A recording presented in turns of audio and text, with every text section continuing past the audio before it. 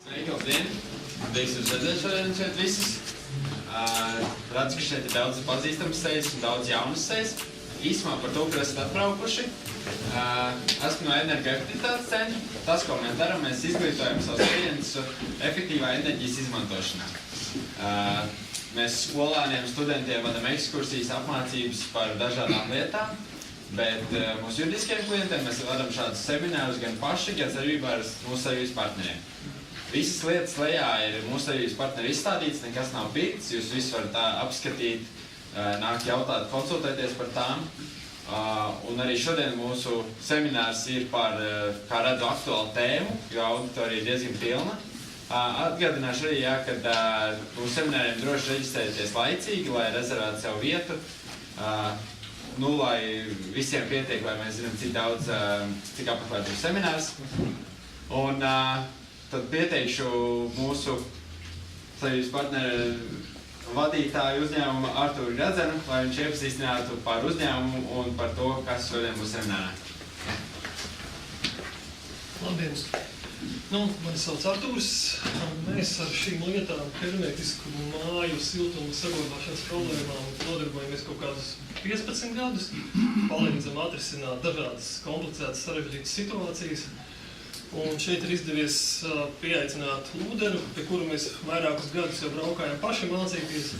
Un es sapratu vienu interesantu lietu, jo mēs vairāk dalīsimies ar zināšanām, jo vairāk zināšanas mums pašiem paliks. Tā kā es ceru, ka šis seminārs visiem noderēs un katrs varēs pasmelties no tā sev kaut ko jaunu. Paldies! Okay, it's now to me. I understand nothing, sorry. Good morning, ladies and gentlemen. Good morning, I'm happy to be here. My name is Jens Herms. I'm from the company ProClima from Germany. And yeah, I'm really happy that so many people took the time today to come here to Jomala, right? To Jomala to listen to what I have to say. I prepared today for you a lot of information.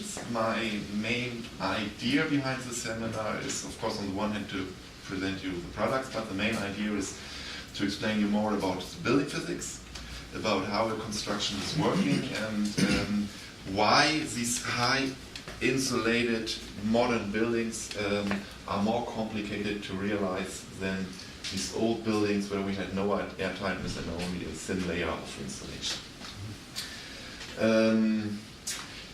From my person, to say a few words to my person, I'm Jens Herms, I'm 40 years old, working at ProClima since 12 years now. Responsible I'm for our export markets and for the research and development of new products. From my education, I'm a timber framer, carpenter. I built 5 years in Germany timber houses, not complete timber houses. We have most houses in Germany, they have massive walls, but the timber construction is made out of wood. And yeah, I built up the wood construction with all these dormers, put the outside wind tightness layer on, insulate the construction, install the air tightness layer. And yeah, my activities in the field or building houses was around the 2000s. In this year, air tightness was quite new in Germany. It was already a law. But the building sector is always, I guess, worldwide very conservative and slow changing. And so, in these times, I've seen a lot of bad work realized concerning air tightness. I guess it's similar everywhere in the world. So I know how bad construction looks like. I know how good construction looks like, and with this experience I'd like to share with you today. After my practical time on the building sites, I made my studies as civil engineer based on wood techniques. Yes, and after my studies, I'm active at ProClima. ProClima is a company who's focused only on products to achieve the air tightness or the building tightness. We have this big part of membranes on the inside, these vapor retarders and air tightness membranes. There we are working with this special technology. We have so-called intelligent membranes. That means these membranes are in winter time when we have warm temperatures on the inside and cold temperatures on the outside. In this time they are close to diffusion, so they do not let moisture enter in the construction.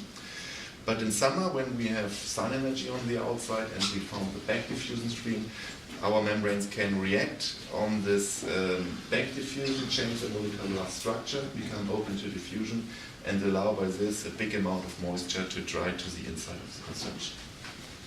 Then we have a big field of exterior sealing membranes. The Solitex line, we are working there with a new technology, with a monolithic non-porous film, which takes the humidity active from the inside to the outside by an active moisture transport, and these membranes are in all cases absolutely tight against wind-driven rain.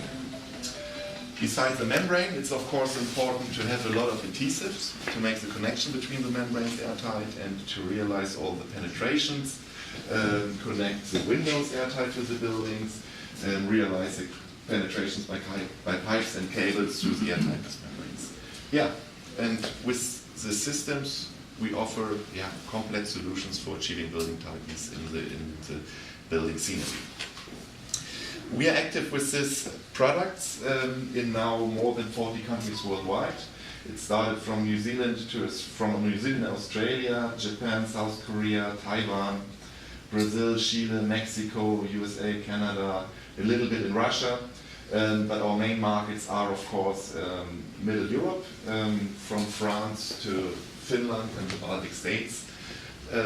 We have our partners sitting there, and our approach is normally not to go to the country and create our own company. We are working together with partner companies like ARTIVA. We're working together since 11 years now, I guess, because we always need people who speak the language, who understand how the people are thinking, who know how to talk to people, and so on, and who helps us to adopt our product in this way that we can really use it in the constructions we build in the different countries. Good. So, the first part of the presentation for the next coming hour is performance and effectiveness of humidity variable vapor retarders in Latvia. This is a big part about building physics. What's happening in a timber construction, in high insulated construction? Why do we have to build airtightness? What is diffusion? What is convection? What is an SDU value? So we talk a little bit about the basics, we talk a little bit about advanced building physics, and I try to explain what happens in the construction with building damages we have really found on the construction sites during the last years. Good. So when we make the first approach of building physics, we have to divide between two main situations. We have the winter and the summer to have an easy approach. In winter, in the inside of an insulated house, we have warm temperatures, 20 degrees Celsius, and on the outside at the same time it's freezing cold, -10, -5 degrees. And the diffusion stream, this means the moisture transport, is always going from the warm to the cold side. So in wintertime, we need on the inside of insulating construction a membrane which does not allow moisture to enter into the insulated cavity. So at this time of winter, we need a diffusion-tight membranes on the inside. In summer, the situation changes. The sun is shining on our tires, or we have in Latvia, I've seen a lot of these asphalt shingles on the outside, so we found on the outside very fast, very high temperatures. On the inside, at the same time, it's clearly colder, and in summers, we have the possibility of a back diffusion from the outside to the inside. And if we have humidity in the construction, it may enter during winter time by little gaps in the airtightness that I'll show you later. This humidity is pressed to the airtightness membrane.